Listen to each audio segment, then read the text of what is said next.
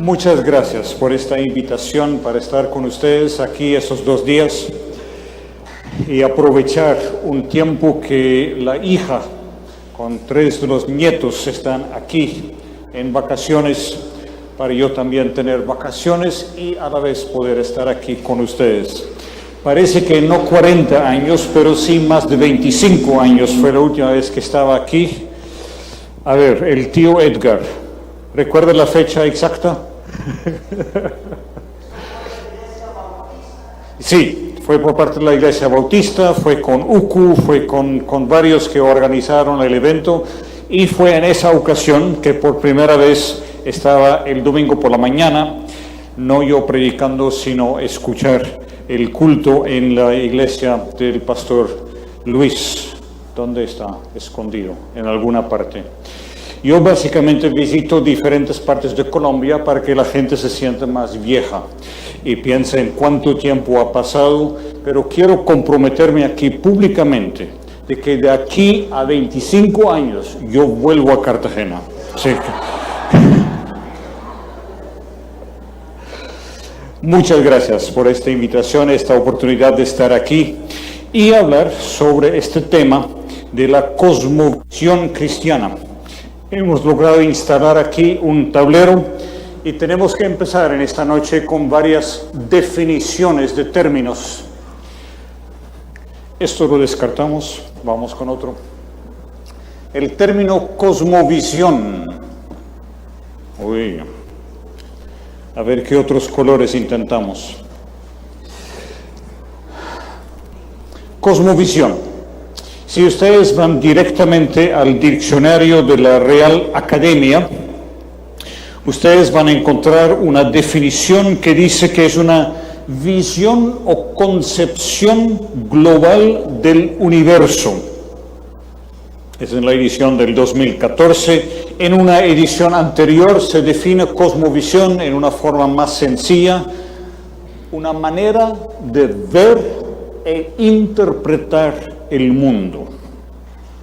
Cosmovisión, como la palabra mismo lo dice, es la forma como miramos la realidad que nos rodea.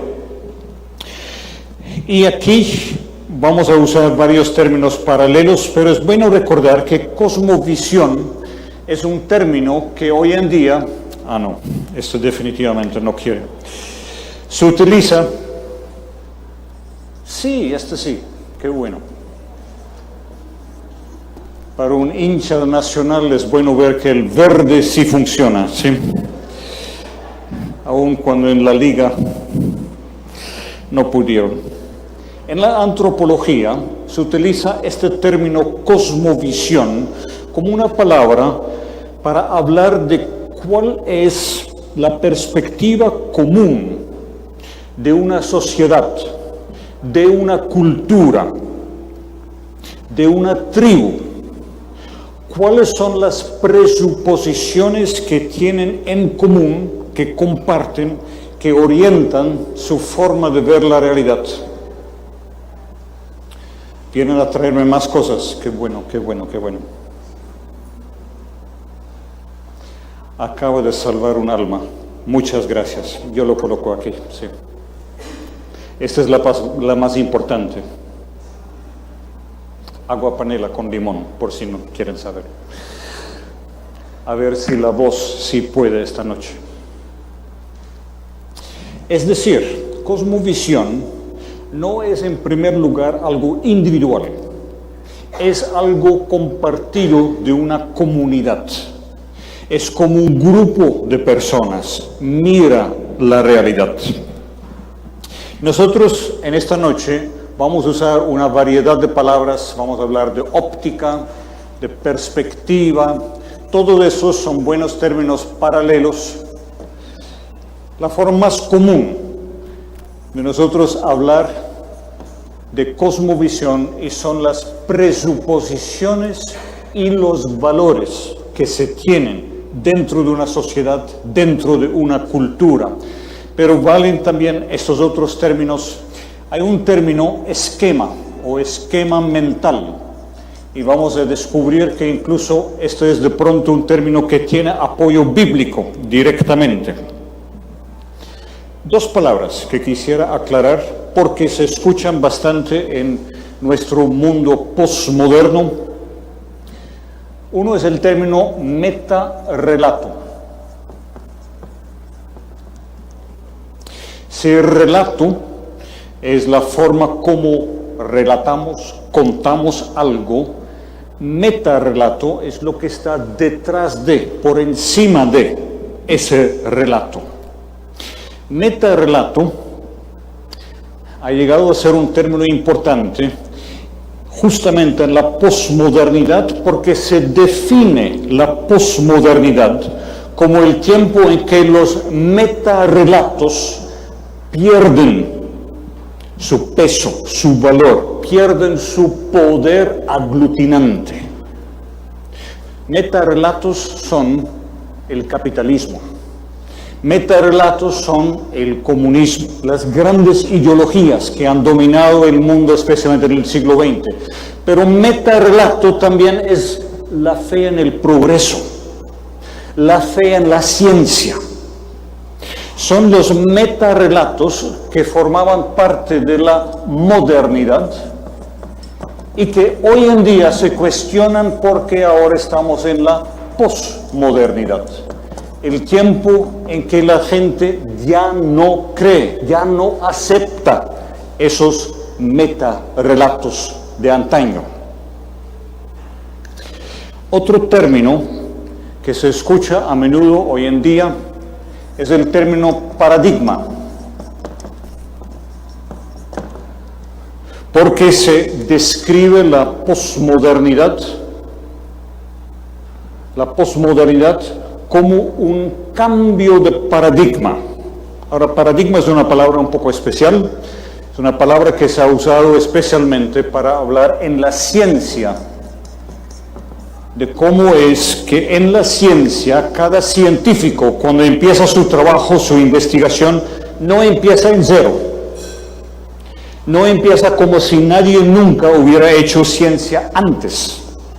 Cuando un científico, cuando usted va a estudiar física, biología en la universidad, lo que le enseñan en la universidad es lo que hasta ahora se consideran los fundamentos, las teorías aceptadas generalmente en esa área de la ciencia. Ese es el paradigma. Ciencia normal es el conjunto de teorías, procedimientos, cuestionamientos que se acepta como fundamento en esa área de la ciencia. Frente al paradigma está la revolución científica. Revolución científica, lo que pasó en el tiempo de Newton, lo que hemos visto en el siglo XX con personajes como Einstein, Heisenberg, Planck. Una revolución científica es cuando se cuestiona el paradigma, cuando lo que todo el mundo científico ha aceptado hasta allí, ahora resulta que no sirve, toca mirar las cosas desde otra perspectiva. Y de la ciencia ha pasado la sociología para decir que el mundo en que vivimos es un mundo que está pasando por un cambio de paradigma. Las formas como anteriormente se miraba la realidad, se miraba el universo, ya no sirve, ha cambiado. Con eso hemos definido también, por lo menos en parte, qué es la posmodernidad. Hay un señor colombiano, Cruz Cronfli. ¿Está bien si borro esto aquí? Parece que no puedo borrar esto. ¿Ustedes saben cómo llaman esto? El nombre técnico es un palimpsesto. Cuando un texto queda todavía visible debajo de y detrás de otro texto que se escribió encima. No voy a anotar esa palabra, no hace parte de nuestra charla en esta noche. El señor Cruz Cronfli, un pensador colombiano, ha dicho de que la posmodernidad, estoy llegando al último, vamos a ver cómo nos va con esto. Cruz-Cronfli dice que la posmodernidad se puede definir como una combinación de consumismo, hedonismo y nihilismo. Usted se va a cansar de tanta palabra nueva. Muchas gracias, muchas gracias. ¿Salieron a comprarlo ahora mismo? ¿Qué? Muchas gracias. Consumismo, ese es fácil. Lo único que vale en la sociedad en la que vivimos es nosotros consumir y ser productores de cosas que otros van a consumir. Consumismo es básicamente la forma como el don dinero hoy en día reina en todo el mundo globalizado de que formamos parte. Hedonismo, ¿qué es? Otro. Uy. Va aumentando el número de... Hedonismo. Hedonismo tiene que ver con la palabra griega para placer. Hedonismo caracteriza al mundo en que vivimos en el sentido de que la búsqueda de la gente es por la gratificación inmediata, el placer. Nihilismo. Ustedes conocen la palabra nihil, nada. Nihilismo no quiere decir que no existe nada. Nihilismo quiere decir que no existe un punto de referencia fijo. Ustedes han escuchado la frase del señor Nietzsche, el famoso filósofo alemán. Nombre difícil de escribir. Cuando Nietzsche dice Dios ha muerto, él no está hablando de que en algún momento Dios estaba con vida y ahora ya no. Lo que Nietzsche quiere decir es no hay horizonte, no hay punto de referencia, no hay un marco objetivo que nos diga qué es bueno, qué es malo. Este es nihilismo. No hay valores absolutos. No hay fundamento para uno saber qué hacer, cómo organizar la vida. Nihilismo. 3 características que da Cruz-Cronfli de la posmodernidad. Perdóneme por enseñarle tanto un término nuevo y que de pronto no vamos a volver a comentar muchos de esos, pero son términos que se utilizan para hablar del mundo del cual usted y yo formamos parte. Del mundo en el cual usted y yo estamos llamados a ser creyentes, testigos de nuestro Señor. Y si nosotros queremos tener un impacto en ese mundo, tenemos que por lo menos hacer el intento de entender qué es lo que pasa. ¿Qué es lo que está ocurriendo en la realidad que nos rodea? Para resumir lo que hemos dicho hasta ahora en forma breve. El término cosmovisión, tal como estamos usando, no lo estamos usando en su forma técnica como lo usan los antropólogos. Estamos usándolo en forma general para hablar de las presuposiciones y valores que la gente tiene. Por otra parte, con lo dicho, ya está claro que cosmovisión tiene que ver con comunidad, con sociedad, con cultura. Cosmovisión es diferente a filosofía. Es diferente a ideología. Y la diferencia nos ayuda a entender mejor qué es cosmovisión. Con una filosofía estamos hablando de algo que es el producto de reflexión, producto de debate, producto de confrontación de puntos de vista. En una filosofía, por lo general, se busca coherencia, consistencia de sistema. Es algo consciente. Cosmovisión, por lo general, es lo que usted ha venido adquiriendo a lo largo de la vida sin darse cuenta. Usted no tomó la decisión de que la mamá era la persona más importante en su vida. Usted no tomó una decisión de que iba a educarse para así poder avanzar en la vida. Aún ya adultos, la mayor parte de la gente no toma una decisión de que necesita una casa, necesita un carro. Sin embargo, son las cosas que mueven, que motivan a la gente. Y son cosas inconscientes. Lo mismo en la ideología, es algo consciente, algo estructurado, algo pensado. Esto no, esto es nuevo, esto lo acaban de dármelo. Esto también funciona todavía. Sí, muchas gracias. La venida de Theo Donner significó una renovación en toda la colección de marcadores de la iglesia. Sí. Para algo sirve la visita, ¿no es cierto? Déjenme darles una ilustración de cosmovisión. Ustedes saben ya cuál es la nacionalidad de este servo. Holandés. Pero llamarme yo a mí mismo holandés casi no vale, porque yo tenía 3 años y medio cuando yo salí de mi tierra, y desde ese entonces no he vivido de manera permanente en mi tierra. Holandés apenas de pasaporte, no más.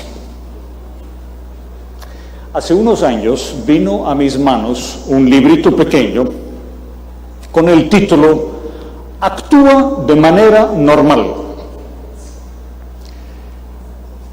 Y el librito estaba escrito para personas que por razones de trabajo tienen que vivir en Holanda, tienen que trabajar con holandeses. El librito se elaboró para ayudarles a la gente a saber cómo tratar a los holandeses, cómo funcionaba esa gente tan rara. Recuerden, desde los 3 años y medio yo no vivía en mi tierra. Leer el libro fue un choque, porque ahí estaba pintado. Yo era ese holandés de que estaban hablando. Cosas que nosotros absorbemos a lo largo de la vida. Sí, lo que dicen de los colombianos que se van al exterior, que viven en Estados Unidos, uno puede sacar al colombiano de Colombia, uno no puede sacar Colombia del colombiano. Esa es parte de quienes somos. Sí.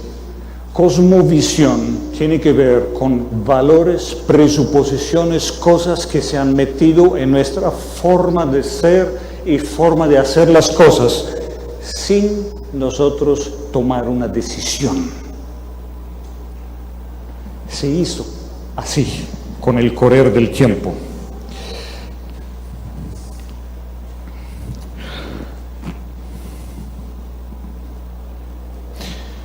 Nosotros hoy en Colombia formamos parte de una sociedad pluralista. Y ser una sociedad pluralista significa, por definición, que no hay una cosmovisión, una serie de valores, presuposiciones que todo el mundo tiene que aceptar. No. Significa que cada uno puede escoger por su propia cuenta de riesgo. Vivimos en la cultura del supermercado. Usted decide cuál es la carrera que quiere seguir en su vida. Usted decide cuál es la iglesia a la que va a pertenecer o si no va a pertenecer a ninguna iglesia. Cada uno por su propia cuenta de riesgo. Una sociedad pluralista.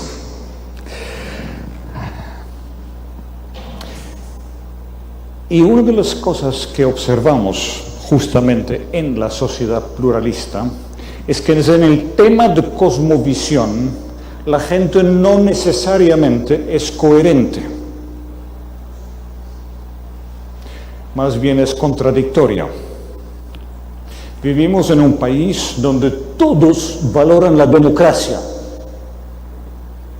y todos consideran que los políticos son unos sinvergüenzas. Uno de los dos. No es muy coherente, ¿no es cierto? Nosotros vivimos en una cultura donde todos sabemos que la cantidad de carros en la carretera está acabando con el ambiente. Y una cultura donde usted no es nadie si no tiene carro. ¿Cuál de los dos? Cosmovisión no es algo necesariamente coherente. La gente anda con ideas distintas en su mente, en su forma de vivir, en su forma de pensar, sin haber reconciliado, sin haber logrado resolver las diferencias. Quiero darles un ejemplo. Y si ustedes notan que al yo dar el ejemplo estoy muy pendiente de mis notas, es porque es un tema delicado. Y no quiero decir cosas muy equivocadas aquí. Recuerdan que al inicio ustedes y yo éramos amigos.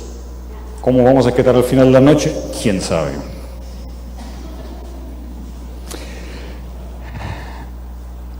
Yo soy un holandés, viviendo ya por muchos años, 35 años en Colombia. Y probablemente en lo que voy a decir me equivoco. Espero equivocarme.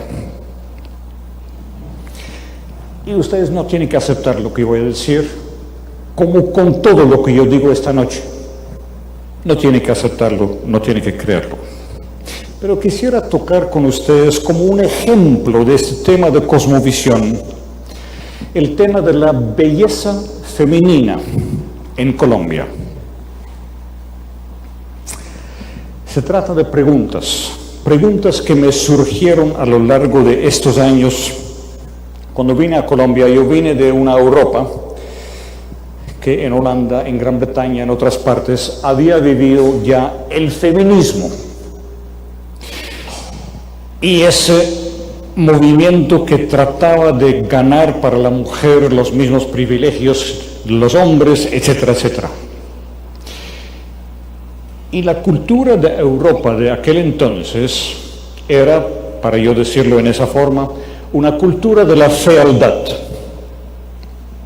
Para la mujer, vestirse bien, lucirse en su apariencia, era mal visto. Eso era someterse a los valores machistas, patriarcales, lo que los hombres estaban esperando de ella.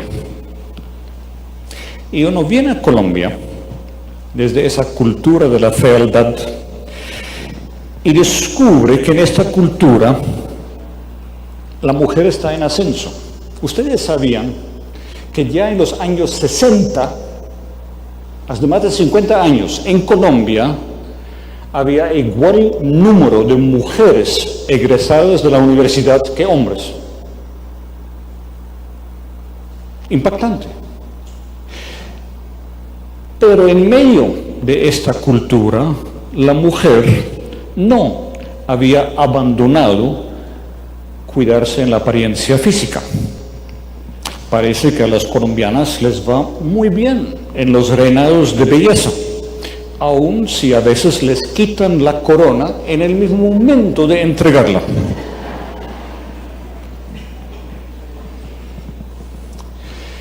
En Colombia rige la misma cultura, el mismo modelo de noviazgo y enamoramiento que se impuso en Europa y en Norteamérica en los últimos 200 años, donde cada uno decide por su propia cuenta de riesgo con quién decide ennoviarse y casarse.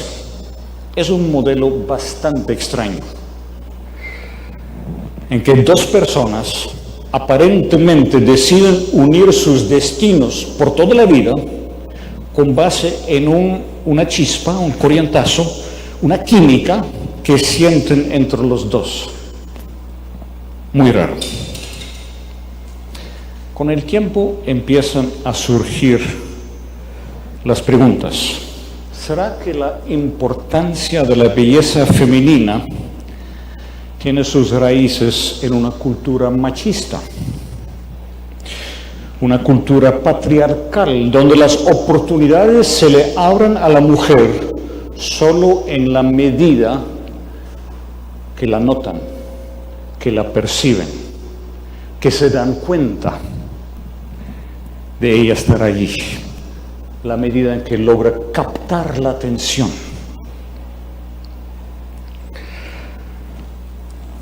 Se trata de una cultura profundamente ambivalente y contradictoria en el tema de la belleza y de la sexualidad femeninas. La religiosidad popular, tradicional, la pinta a ella y la condena como seductora, tentadora. Y la cultura actual exige que sea seductora y tentadora. La cultura católica encierra esta ambivalencia. Por un lado, mira a la mujer como causa de la caída y también la mira como la mamá perfecta, la virgen en carne humana. Y esta cultura católica no sabe qué hacer con el éxito de la mujer en la academia, en el mundo profesional.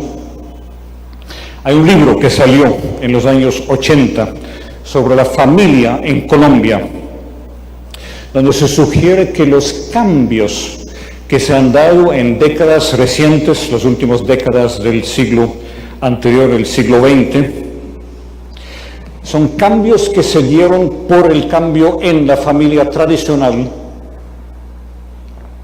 patriarcal, en Colombia. Déjenme leer unos apartes del libro.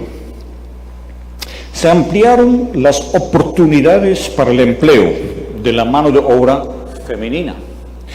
La religión cambió, perdiendo influencia sobre la comunidad y en especial sobre la mujer.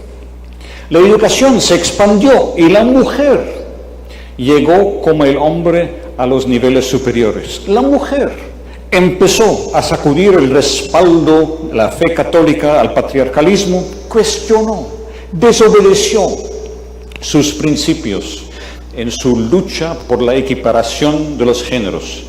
Se expandió el principio del derecho de la mujer al placer sexual. La autora de esta exposición básicamente lo que está diciendo es que es la mujer que tiene la culpa de tantos cambios que se han vivido en la sociedad colombiana. Yo, como humilde observador de esta realidad, siento que le faltó a ella agregar que si no fuera por la capacidad de adaptación de la mujer colombiana a situaciones constantemente nuevas, ya no habría familia en Colombia. El varón siempre se resiste al cambio. Y no estoy hablando apenas del varón colombiano. Esta cultura no es amable con la mujer. De acuerdo a la cultura circundante, ¿cuáles son las bases de su identidad, de su autoestima? El modelo noviazgo, enamoramiento que mencioné ahora, significa que para las mujeres están en competencia desde una edad muy temprana para sobresalir, para ser hermosa, para ser atractiva, para ser buena compañía. Y significa mirar a aquella otra con envidia, porque así quisiera ser. En los centros comerciales, ¿quiénes son las que están mirando a las mujeres que pasan?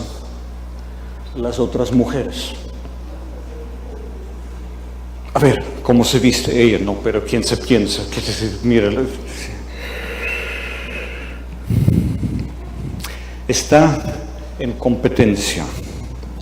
Y no es apenas antes del matrimonio, aún después, cuando a este señor le gusta tener a su lado esa mujer espectacular. Y ese varón por lo general sigue muy consciente de las otras mujeres. ¿Ustedes han escuchado la frase el esposo ventilador? Sí, bueno, ya saben de qué estoy hablando. La esposa sigue en competencia. Y si aparte de eso el marido tiene un problema con la pornografía, sigue en competencia aun cuando se quita la ropa. Cosmovisión. ¿Cuáles son los valores, las presuposiciones que se dan dentro de una cultura, dentro de una sociedad? Y espero que por lo menos con el ejemplo citado se han dado cuenta de que, por ejemplo, en este tema de la belleza femenina, la mayoría de nosotros no reflejamos valores cristianos, reflejamos los mismos valores de toda la cultura alrededor.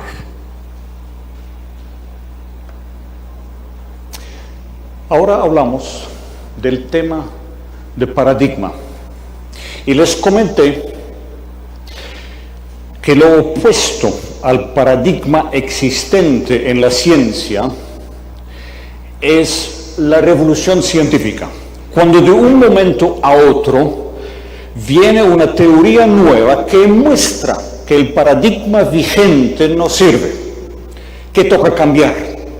Lo que pasó con Newton, lo que pasó con Einstein. El señor Kuhn, quien es el principal autor que puso el tema paradigma sobre la mesa, Kuhn dice, cuando se trata de cambio de paradigma, cuando se trata de que los científicos abandonan el paradigma que existía antes y se comprometen con el nuevo paradigma newtoniano, einsteiniano, lo que sea. Dice Kuhn, por lo general esto no ocurre por un proceso de razonamiento, porque el científico se convenció por argumentos de que este paradigma era mejor que el otro. Kuhn utiliza en este caso el término conversión. Lo que ocurre cuando un científico decide abandonar un paradigma y comprometerse con otro, se trata de un proceso de conversión. Y con eso aterrizamos, por fin, en el tema bíblico y cristiano en esta noche. Conversión. ¿Qué es lo que Juan el Bautista, qué es lo que Jesús estaban predicando cuando empezaron su ministerio? Arrepentíos, porque el reino de Dios se ha acercado. Y ahí está el término clave para esta noche. El término griego que traducimos por arrepentimiento o conversión es el término metanoia. Nous, de donde viene noia, en términos como paranoia, por ejemplo. Nous es la mente, es el entendimiento. Meta, ustedes conocen esa preposición por palabras como metamorfosis, un cambio de forma. Conversión significa literalmente un cambio en el entendimiento, en la forma de pensar. Y quiero invitarles a que miren conmigo un texto donde Pablo nos dice de que eso no es algo que apenas ocurre al principio de la vida cristiana, sino que esto debe caracterizar toda la vida cristiana. Miren conmigo en Romanos capítulo 12. Romanos capítulo 12, Y lo bueno es que todos ustedes conocen ese texto de memoria.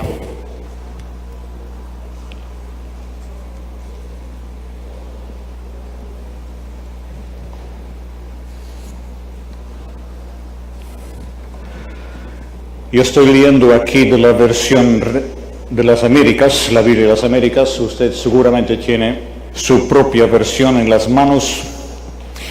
En la Biblia de las Américas lo dice así. Estoy leyendo aquí los dos versículos, 1 y 2. Por consiguiente, hermanos, os ruego por las misericordias de Dios que presentéis vuestros cuerpos como sacrificio vivo y santo, aceptable a Dios, que es vuestro culto racional.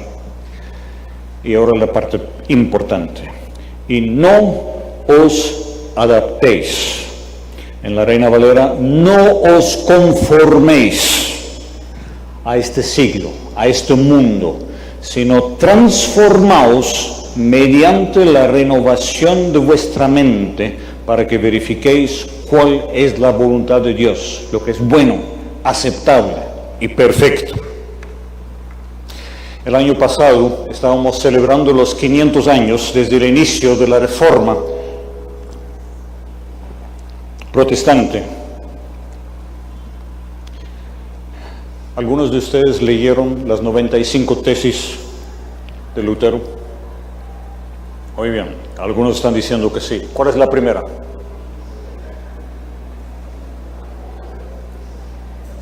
Primera tesis de las 95. Toda la vida del creyente es una vida de arrepentimiento. Utiliza la palabra en latín hacer penitencia. Pero es lo que Pablo está diciendo aquí. Arrepentimiento, conversión, no es el punto de inicio apenas de la vida cristiana. Es la característica permanente de toda la vida del creyente. Pablo está escribiendo a gente que ya es cristiana para ser transformados en su forma de vivir por medio de una renovación en su forma de pensar. Estoy usando aquí las palabras tal como se encuentran en la versión Dios habla hoy. No vivan ya según los criterios del tiempo presente, al contrario, cambien su manera de pensar para que así cambie su manera de vivir.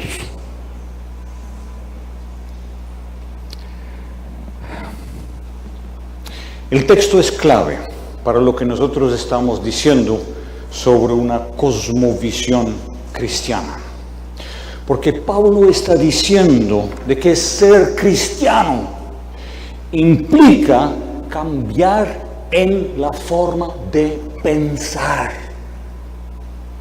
Y lo importante de este versículo es que Pablo está diciendo hay dos cosas que no se dejan separar. La forma de pensar y la forma de vivir van juntos. Y les dejo una pregunta. Y mejor no intentamos contestar la pregunta.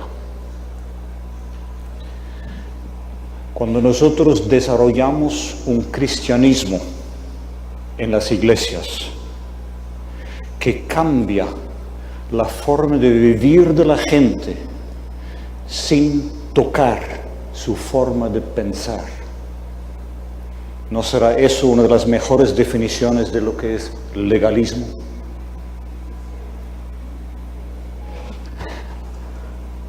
La porción donde están estos versículos en Romanos es clave. Nosotros tenemos en la carta de Pablo a los Romanos una exposición de lo que significa la obra de Cristo en la cruz por nosotros, en los primeros 8 capítulos, del 1 al 8, lo que Dios hizo por nosotros en Jesús. Tenemos los capítulos del 9 al 11, ¿qué pasó con Israel? ¿Por qué el pueblo que había sido escogido por Dios aparentemente es el pueblo que rechazó al Hijo de Dios, al Mesías, cuando vino? Y después de toda esta exposición del Evangelio, aquí vienen estos versículos. Apenas estoy repitiendo lo que su pastor les ha dicho por años ya. Ahora viene la exhortación, la respuesta lógica. Y es la palabra que utiliza Pablo al final del primer versículo, lo cual es vuestro culto racional. ¿Qué? Entregar el cuerpo. Y por favor, no lean la Biblia con una mentalidad dualista que divide al ser humano en cuerpo y alma, porque ustedes no van a entender lo que Pablo dice aquí. ¿Por qué dice Pablo de que debemos entregar el cuerpo? ¿Por qué no incluye el alma? Cuando Pablo está hablando del cuerpo, aquí en Romanos 12, en 1 Corintios 15, cuando está hablando de la resurrección, está hablando de la persona entera. Y el versículo 2 lo muestra claramente. Cambien en su forma de pensar para que cambie su forma de vivir. No se pueden separar esas cosas. Pablo está diciendo, si han entendido lo que Dios hizo por nosotros, dejan ahora de que esto cambie todo lo que ustedes tienen en la mente, en su forma de pensar. Mañana vamos a profundizar un poco más sobre eso, usando otra vez al apóstol Pablo, para ver cómo efectivamente él está constantemente desafiándolos a cambiar, a dejar atrás lo que son las formas de pensar de su vida anterior. Esto es lo que es ser cristiano. Como dijo Lutero, toda la vida del cristiano, toda la vida del creyente es una vida de arrepentimiento, de conversión, cambiar la forma de pensar para que así cambie la forma de vivir. ¿Ustedes recuerdan cuál es el gran mandamiento? Ya no me atrevo a preguntar a que me lo digan porque en principio yo sé exactamente de qué está hablando usted. No recuerdo exactamente cómo. Amar a Dios con todo el alma, todo el corazón, todas las fuerzas, toda la mente. Ustedes encuentran el texto en Marcos, capítulo 12, versículos 30. Y hay una curiosidad. Jesús, cuando contesta la pregunta sobre el gran mandamiento, está citando un texto bíblico. Está citando Deuteronomio capítulo 6, versículo 4, donde se dice, amar a Dios con todo el corazón, toda el alma, todas las fuerzas. Punto. Jesús aparentemente agrega algo al texto bíblico, la mente. En la cultura hebrea, la cultura del Antiguo Testamento, no hacía falta. Porque cuando dice amar a Dios con todo el corazón, lean el Antiguo Testamento. El corazón en el Antiguo Testamento es el centro de operaciones del ser humano. Ahí es la cabina de mando. Es de allí, ¿sí? ¿Recuerdan el texto de Proverbios capítulo 4, 23? Sobre toda cosa guardada, guarda tu corazón. Muy bien, muy bien, muy bien. Ustedes tienen el mismo problema que yo. Uno puede estar leyendo el Biblia de las Américas, pero el disco duro es la Reina Valera. ¿Sí?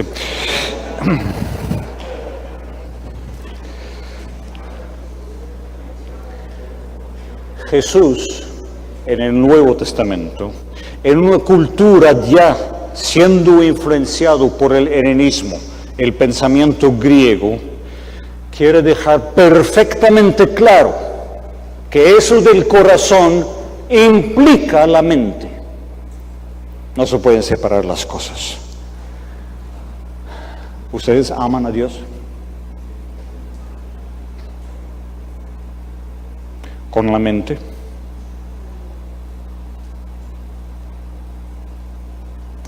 Uno puede amar a Dios con la mente y tragar entero lo que son los valores del mundo alrededor, lo que son esas cosas que hemos venido siendo enseñados desde niños en el colegio, en la familia, en el barrio, por los amigos y todo eso, sin cuestionarlo. Aquí Pablo nos está desafiando. Cambien la forma de pensar para que cambie la forma de vivir.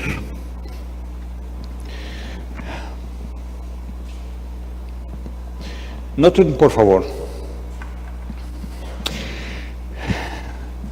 que estas exhortaciones positivas, a propósito, yo les estoy cansando mucho. ¿Por qué no toman un momento para ponerse de pie, estirar las manos sin, por favor, hacerle daño a nadie más? Sí, si los estiran hacia arriba, sí. Descansen un momento. Que nadie se salga del lugar, por favor.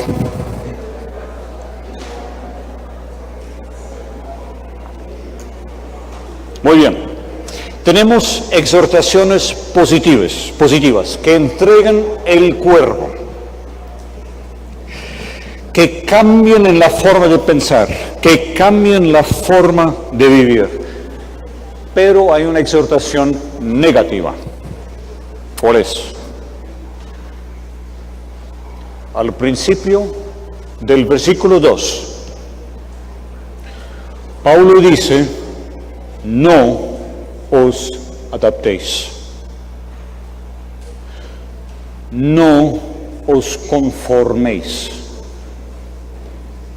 Y en las diferentes versiones van a encontrar de que la Reina Valera dice a este siglo, de las Américas a este mundo. Dios habla hoy al tiempo presente. El problema es que Pablo no está usando la palabra que de pronto esperamos, la palabra cosmos, sino que está usando la palabra aion. Y ustedes pueden mirarlo en el diccionario, eso es un término que tiene muchos significados. El tiempo, la cultura, el contorno, el destino, muchas cosas. Suman las diferentes versiones, siglo, mundo, tiempo presente, y están empezando a ver qué está diciendo Pablo con esta palabra particular. No os conforméis, no os adaptéis. Y la otra palabra que está utilizando allí Pablo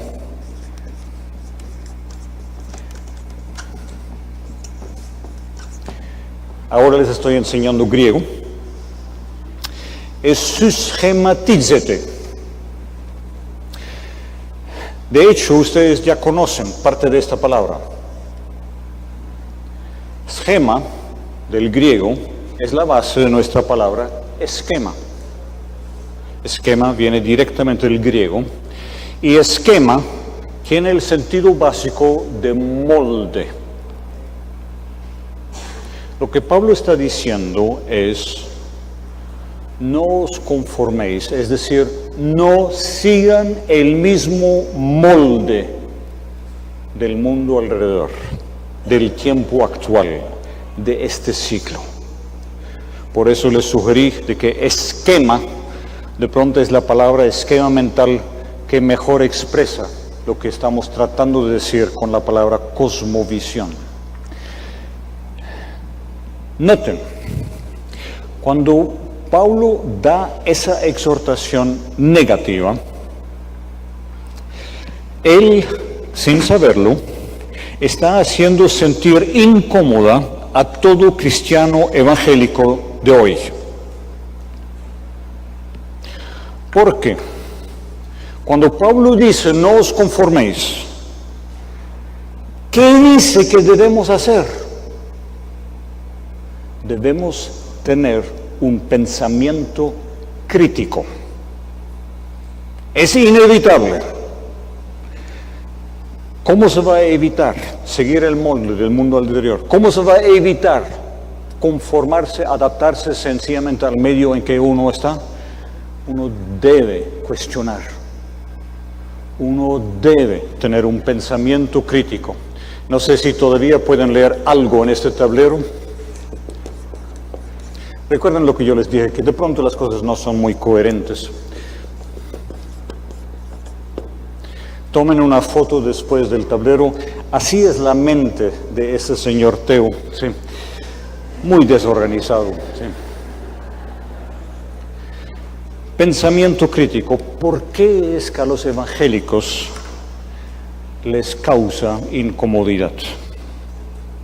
Porque en la Biblia Jesús mismo dice, no juzguéis, para no ser juzgado.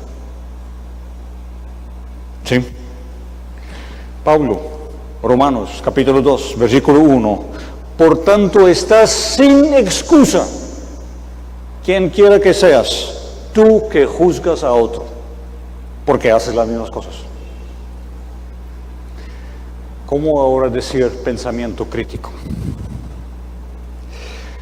Ustedes saben que la Biblia también nos manda a examinarlo todo y retener lo bueno. ¿No es cierto? ¿Cómo vamos a lograr ser sabios como serpientes e inocentes como palomas? Déjenme sugerirles una diferencia fundamental entre lo que es juzgar y lo que es pensamiento crítico. Lingüísticamente las dos cosas están muy relacionadas porque crítica y criticar viene del verbo griego para juzgar. Entonces hay un problema, de veras.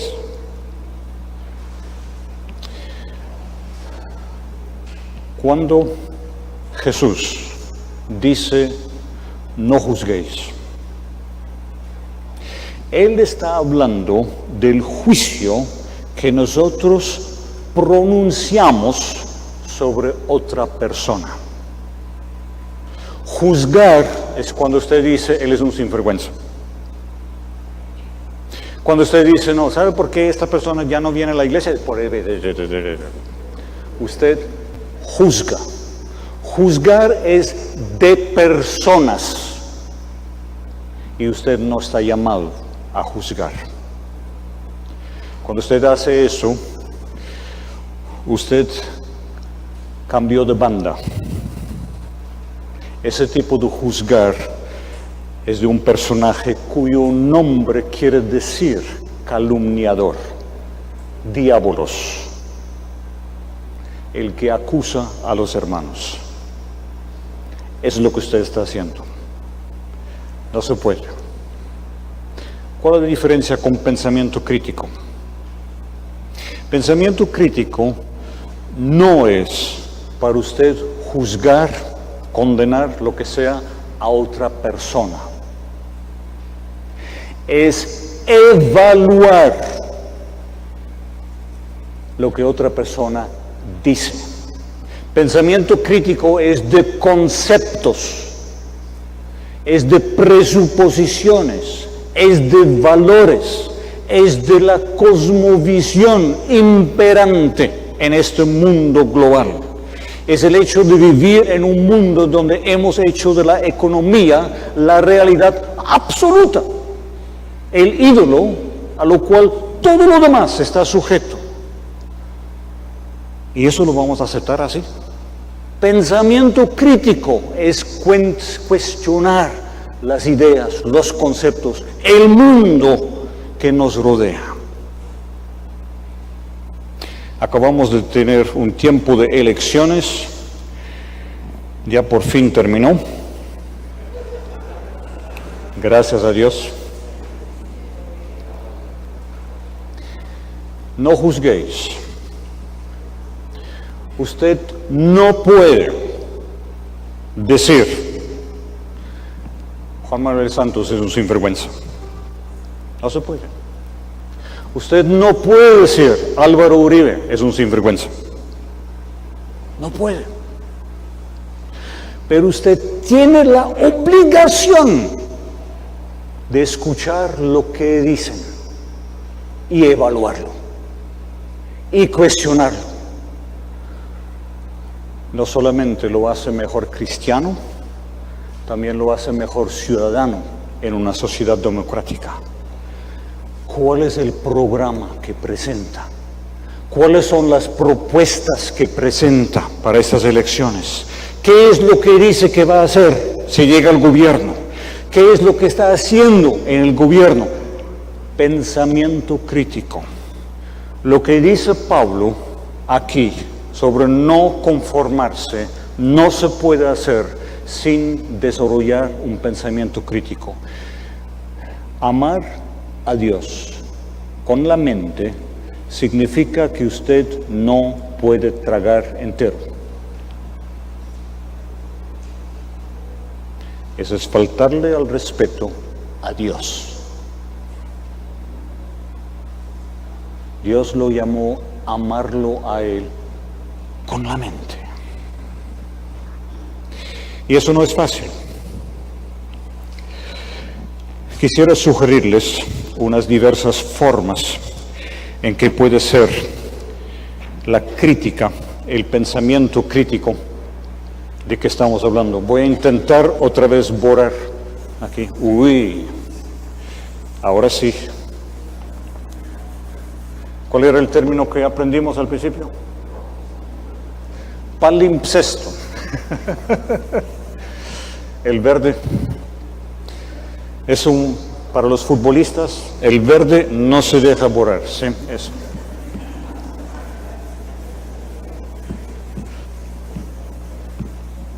Vamos a ver cómo nos va mañana con la selección. Pensamiento crítico. La primera observación. Pensamiento crítico tiene que ver, en primer lugar, y el texto de Pablo lo deja ver claramente, con autocrítica. Usted está llamado a cuestionar su propia forma de pensar, no la de otros. Primera crítica, primera expresión de este pensamiento crítico es la autocrítica. Por favor, si usted asiste a estas dos conferencias hoy y mañana, no salga de aquí, por favor, con la idea, ahora yo he escuchado al gran Theo Donner y yo sé exactamente cómo debo enfrentar el mundo alrededor. Sigan leyendo el mismo capítulo 12 de Romanos. 3 veces en este capítulo, Pablo llama a sus lectores a no tener un concepto de sí mismo más alto de lo que deben tener. No envanecerse contra otros. 3 veces en el mismo capítulo. Léanlo. Si no me crean, sí, ahí está. Segundo tipo de crítica. Aquí hay varios términos que se pueden usar. Yo he optado por el término crítica intrínseca.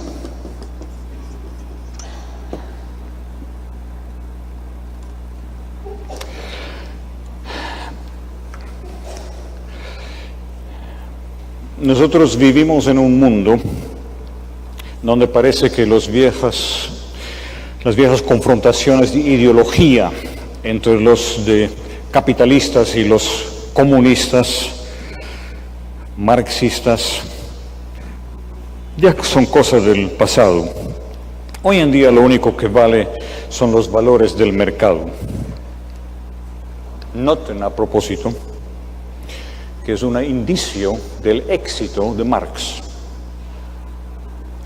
Fue él quien dijo que lo único que vale en la sociedad capitalista son los valores del mercado. ¿Todavía se encuentran con marxistas? Se encuentran con personas que tienen su forma de pensar, su filosofía, han profundizado en este filósofo, ahora este señor Zizek, de la antigua Yugoslavia y otros. Cuando usted se encuentra, digamos el marxista, porque es la caricatura que más fácilmente nos viene a la mente, usted empieza a hablar con él y usted le dice que el marxismo va en contra de la Biblia. ¿Usted lo va a persuadir? No. Si usted quiere debatir con el marxista, ¿qué tiene que hacer? Estudiar el marxismo. Crítica intrínseca significa que uno se toma el tiempo para entender qué es lo que el otro está diciendo, cuál es su forma de pensar, cuáles son sus argumentos, cuáles son sus presuposiciones. Entrar en un debate implica el respeto por la persona contraria para escucharle, para entenderle qué es lo que él dice, qué es lo que él está pensando. Y ahora tratar de mostrarle al marxista, desde su propio punto de vista, desde los propios criterios marxistas, por qué su forma de pensar no es coherente. Crítica intrínseca. Déjame mencionar otro que es más fácil de entender. Crítica arquitectónica. No estoy hablando aquí de los edificios que están siendo cuestionados por la alcaldía y que de pronto están evacuando. Crítica arquitectónica es ir a los fundamentos. Todos ustedes, como buenos cristianos evangélicos, consideran de que el contenido en la televisión es una sinvergüenza, de que ese es puro sexo y violencia y esto, aquello, etcétera, etcétera. ¿Con eso usted ha hecho una crítica seria de la televisión? No. Usted ha mencionado algunos de los síntomas, algunas de las cosas que a usted le chocan cuando usted está mirando en la pantalla, y muchas veces usted sigue mirando y sigue... Bueno, pero déjame ver. Crítica arquitectónica es hacer la pregunta, ¿por qué está ese tipo de programas en el aparato? Los ratings. Y los ratings dicen cuál es el tipo de programas que consigue un público más grande. ¿Y por qué es importante eso? Porque las compañías detrás de los programas de televisión no están interesados en darle entretenimiento a usted. No es su interés es ganar plata. ¿Cómo es que ellos sacan plata de los programas que ponen allá? La pauta publicitaria. La pauta publicitaria significa de que si este programa tiene un público del 28% de los televidentes, toda la gente va a querer pautar en ese programa y poner su publicidad pagada allí en los espacios de los mensajes comerciales. Eso implica más ingresos para la compañía, la empresa que está proveyendo el programa. Lo mismo con los periódicos. Los periódicos no existen para darle noticias. Los periódicos existen para hacer plata. Y hacen plata con la pauta publicitaria. ¿Sí? La revista Semana, una de las mejores revistas que tenemos. Pero ¿cuántas de las páginas que están dentro de una revista normal de una semana, cuántas de esas están dedicadas a la pauta publicitaria? Por lo menos la mitad. Porque eso es lo que les permite publicar la revista. Sin eso no se puede. Crítica arquitectónica significa no quedarse en cuestionar y criticar algunos de los síntomas, cosas superficiales, sino hacer la pregunta profunda, ¿qué hay detrás de eso? ¿Cuál es el fundamento detrás de eso? ¿Por qué es que en Colombia, cuando tenemos elecciones que dominan la vida nacional por varios meses y todo eso, terminamos con la sensación de que al final de todo hemos apenas jugado a política? Porque no fue nuestro voto que determinó quién quedara con el poder, fueron los intereses detrás del escenario. Siempre el mismo.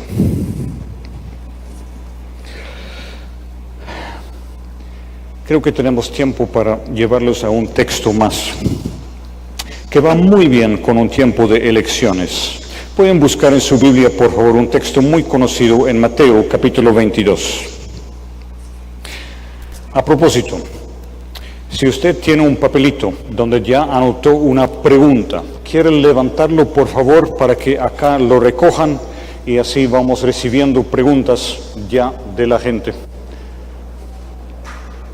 Mateo, capítulo 22,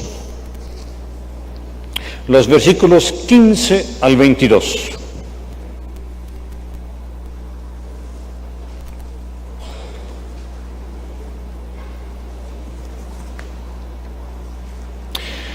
La pregunta sobre el impuesto.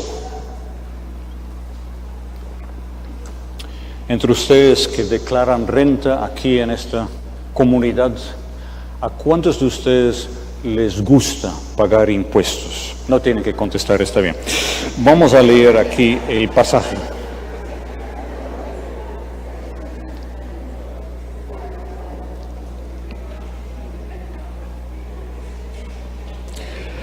Entonces se fueron los fariseos y deliberaron entre sí. ¿Están conmigo? Mateo 22, desde el versículo 15.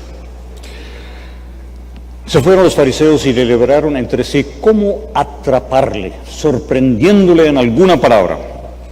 Y le enviaron sus discípulos junto con los herodianos diciendo: Maestro, sabemos que eres veraz y que enseñas el camino de Dios con verdad y no buscas el favor de nadie, porque eres imparcial.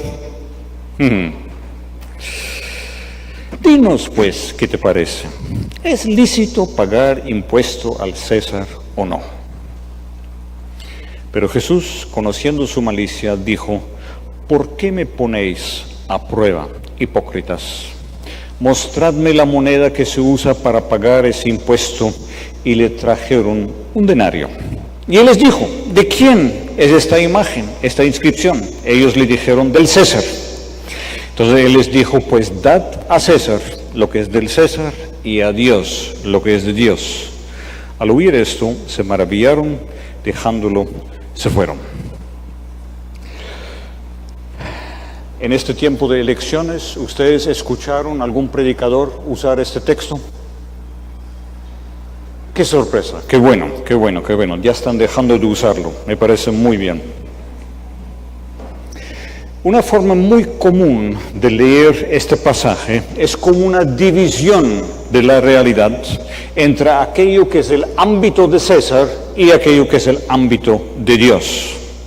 Yo encontré una Biblia de estudio donde tenían esta nota: el César debería recibir aquello que le pertenecía legítimamente, en tanto que Dios recibe aquellas cosas que tienen significación espiritual. Y parece que para los cristianos nos resulta muy fácil hacer ese tipo de división: las cosas de la tierra y las cosas celestiales, ¿sí? Obras de la carne y el fruto del Espíritu. No, es que Pablo mismo habla de ustedes todavía son carnales, no les pude hablar como espirituales. Esta forma de dividir la realidad en dos partes lo llamamos dualismo.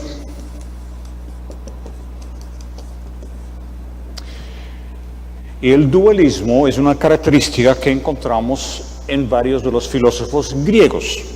Casi que se puede decir que generalmente es lo que caracteriza a los filósofos griegos. Pitágoras. Pitágoras habla de que el ser humano tiene por dentro una chispa divina que busca liberarse, escaparse de esta atadura, de esta prisión del cuerpo.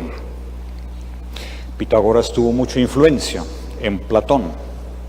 Parménides dijo de que las cosas que cambian no son reales.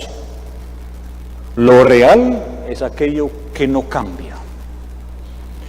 En Platón tenemos el punto final de esa perspectiva, una división entre el mundo material, el mundo que cambia, el mundo que está frente a nuestros ojos y que no es real,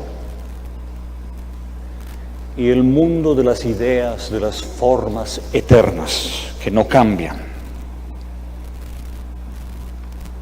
Para el cristiano, esa perspectiva es imposible. Porque la Biblia, que usted y yo estamos leyendo, empieza en Génesis 1, hablando del Dios que hizo este mundo material.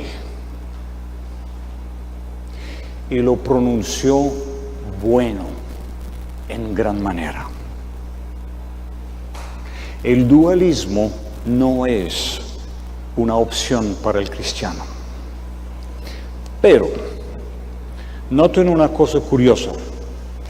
Aunque hoy en día ustedes no van a encontrar defensores de Platón y de la filosofía griega entre los que orientan nuestra cultura en este mundo globalizado, este mundo en que vivimos es un mundo marcado por un dualismo muy similar.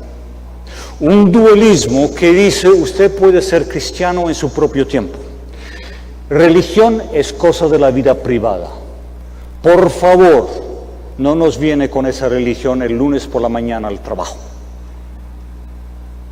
La religión no tiene nada que ver con el tema de la política, de la economía, de la filosofía, del arte, del comercio y todo eso. Por favor, allá ustedes en su templo, aquí no. Hemos dividido la realidad en dos partes. Ya que estoy diciendo cosas para hacerles sentirse incómodos, ¿han pensado alguna vez por qué tenemos un problema con los musulmanes, con el Islam hoy en día? La respuesta es relativamente sencilla. Es porque los musulmanes no quieren de la cultura globalizada, no quieren de la marca Coca-Cola, de las virtudes de Hollywood y todo eso. No quieren que todo eso se meta también en la cultura de ellos. ¿Por qué? Porque los musulmanes no son dualistas, no dividen el mundo entre una parte privada donde está la religión y otra parte de la vida pública, la sociedad, la economía, la política, el juicio y todo eso. Para ellos todo es una sola realidad. La religión determina todos los aspectos de la vida. Y la pregunta muy incómoda para nosotros los cristianos es, ¿cómo es que usted y yo nos sentimos tan cómodos en este mundo dividido? Este mundo que nos dice, con tal de ustedes hacer su cosa allá el domingo en el templo, bien pueda. Pero por favor, en la plaza pública, no nos hable de esas cosas porque está fuera de lugar. No corresponde.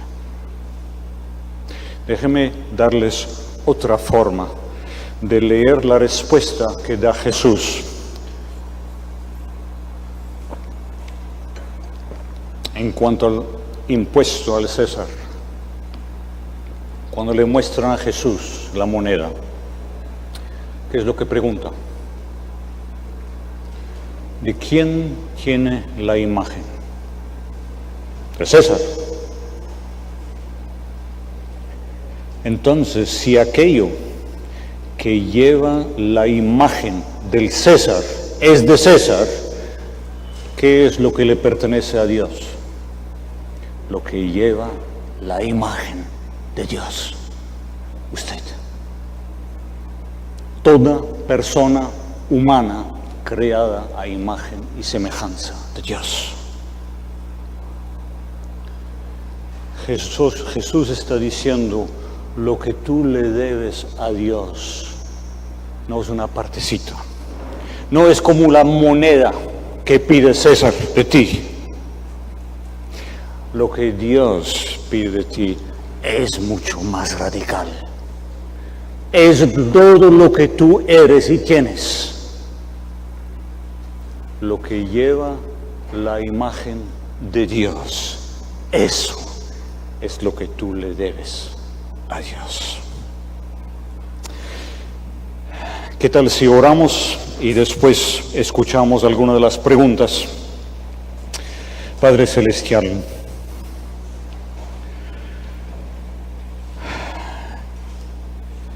aún si hemos estado usando términos nuevos, raros, extraños, cosmovisión, paradigma, metarrelato, en el fondo, Señor, en esta noche, estamos intentando escuchar tu voz en tu palabra. Señor, háblanos. Señor, incomódanos. Señor, haznos cuestionar nuestra forma de pensar, nuestra forma de vivir, y ayúdanos todos los días a hacer la pregunta: ¿cuál es el esquema según el cual estoy viviendo? ¿Es el mismo esquema de la sociedad, de la cultura alrededor? ¿O es el ser humano renovado a imagen de aquel que nos creó y que dio su único Hijo para morir por nosotros en la cruz del Calvario? Renuévanos, Señor. Renuévanos en todo lo que somos, todo lo que pensamos, en cómo vivimos. Renuévanos y cámbianos, Señor. Haznos inquietos con la vida cómoda que llevamos, donde pensamos tener todo bajo control. Sacúdanos, Señor, para cuestionar nuestra forma de pensar y nuestra forma de vivir a la luz de tu palabra. Lo rogamos en el nombre del Señor Jesucristo. Amén.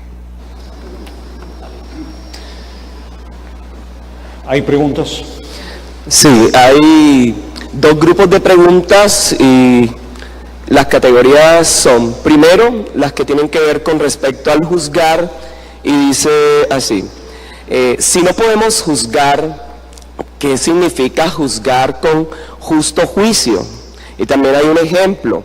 Cuando Juan el Bautista dice, no te es lícito tener a la mujer de tu hermano, ¿es eso entonces crítica de pensamiento cuando parece que está juzgando directamente a la persona? ¿Qué piensa usted? ¿Me puedes dar la pregunta? Bien. En primer lugar, lo que está hablando de juzgar con justo juicio, gracias. ¿Quién es el que juzga con justo juicio? Y Jesús mismo. A Jesús le es entregado el juicio, ¿sí? Y lo que dice Jesús en cuanto a eso es que Él juzga con justo juicio. Lo que está ahí sobre no te es lícito tener la mujer de tu hermano, creo que fue juzgar en vez de criticar, no. Lo que dice Juan Bautista al rey en este caso es sencillamente ponerle por delante lo que son las palabras de la ley de Moisés. ¿Sí? No es que él está tomando sobre sí el tema de que yo digo que lo que tú haces está equivocado. Lo que le está diciendo es la ley de Dios, el Antiguo Testamento, dice esto. ¿Sí? Cuidado, nosotros mañana vamos a hablar un poco sobre el asunto de nosotros usar la Biblia para juzgar a otros. ¿Saben cuál es el gran problema con eso? Esa Biblia que usted está usando contra el otro no es suya, no le pertenece, es de Dios. Vamos a hablar de eso mañana. Otra pregunta. Las que tienen que ver con respecto a cosmovisión, la primera, ¿será que el hombre posmoderno decidió escoger su propia imagen y semejanza para evitar someterse a la grandeza de Dios? La posmodernidad no es necesariamente un producto de decisión. No es que la gente decidió en determinado momento, ya no vamos a creer en las cosas de la modernidad, ahora vamos a cuestionar todo eso. Son movimientos sociales, culturales que se dan en cierto momento. Lo más curioso no es tanto de que el hombre decide su propia imagen y semejanza, sino que una de las características del mundo posmoderno, también se vio antes del mundo posmoderno, es que la gente alrededor, y ustedes viven en una cultura muy religiosa, pero la gente a su alrededor se está haciendo un Dios a su imagen y semejanza. Hacen un Dios que armoniza con sus conceptos, sus ideas. No, el Dios en quien yo creo, Él nunca haría tal cosa. No, Jesús nunca diría, nunca haría, nunca esto, etcétera, etcétera. Dios nunca mandaría a nadie al infierno. Ustedes saben en el Nuevo Testamento, ¿quién es la persona en todo el Nuevo Testamento que más habla del infierno? Jesús. Poco incómodo. Entonces, en esa forma creo que sí, uno puede hablar de eso de imagen y semejanza. Proyectamos un Dios que corresponde. Noten, no solo lo hace la gente fuera de la iglesia. Los que están dentro de la iglesia sufrimos de la misma tentación. Yo hablé ahora de usar la Biblia para tirar contra otra, etc. ¿Qué hemos hecho? Hemos matriculado a Dios en nuestra causa. Él está de nuestro lado. No está de su lado. Mañana hablamos de eso. Bien. Y la última, pero les digo a todos que vayan escribiendo sus preguntas y las preparen para el día de mañana. La última es, siendo Colombia un país tan rico en cultura, biodiversidad, en riqueza material, minera, etcétera, ¿por qué vive sometida bajo el yugo de la incoherencia, la ausencia de apoyo a la comunidad y está envuelta en un gran mapa de corrupción? ¿Qué nos falta para unificar las ideas de los buenos valores? Y coloca aquí también cómo podemos cambiar la forma de pensar de los colombianos. Buena pregunta. No muy sencilla. Todas las características que se dieron allí y que yo he hablado sobre la cultura en la que vivimos no son excluyentes o exclusivas de Colombia. Uno los va a encontrar en cualquier parte. Yo vengo de otra parte del mundo. Sí, soy europeo, soy holandés. Mi tiempo en Colombia a mí me ha servido para notar que aquellas cosas que yo en primer lugar pienso, uy, eso es raro, tienen esta práctica, esta característica, esta cosa aquí en esta cultura, y luego descubro, no, es exactamente la misma cosa, ligeramente disfrazado, camuflado, allá también. Las diferencias no son tan grandes. Si nosotros predicamos el Evangelio, No es porque nosotros pensamos que tenemos la clave para arreglar todos los problemas de la sociedad a la cual pertenecemos. Nosotros predicamos el Evangelio por obediencia, porque Dios nos mandó a hacerlo. Y por una razón muy personal y muy normal, Dios derramó su amor en nuestro corazón. Nosotros pertenecemos a un Dios de amor. No podemos hacer otra cosa sino amar. Así como Dios amó a aquellos que lo rechazaron, estamos nosotros a proclamar, amar. Nos rechacen, nos digan que somos tontos, no importa, no podemos hacer otra cosa. Pero usted no puede salir a evangelizar para decir, mire, yo tengo aquí la respuesta para Colombia. Lo es, pero no lo es. ¿Tienen paciencia para mañana? Sí, muy bien. A ver si allí logramos. Vamos a hablar de Pablo como el apóstol revolucionario. ¿Y qué significa eso? ¿Qué estamos diciendo con eso? ¿Sí? Los esperamos ver mañana, misma hora, mejor a las 6:30, ¿no es cierto? Sí, no la misma hora en que vinieron hoy, sino que mañana, por favor, vengan a las 6:30. Sí, muy bien.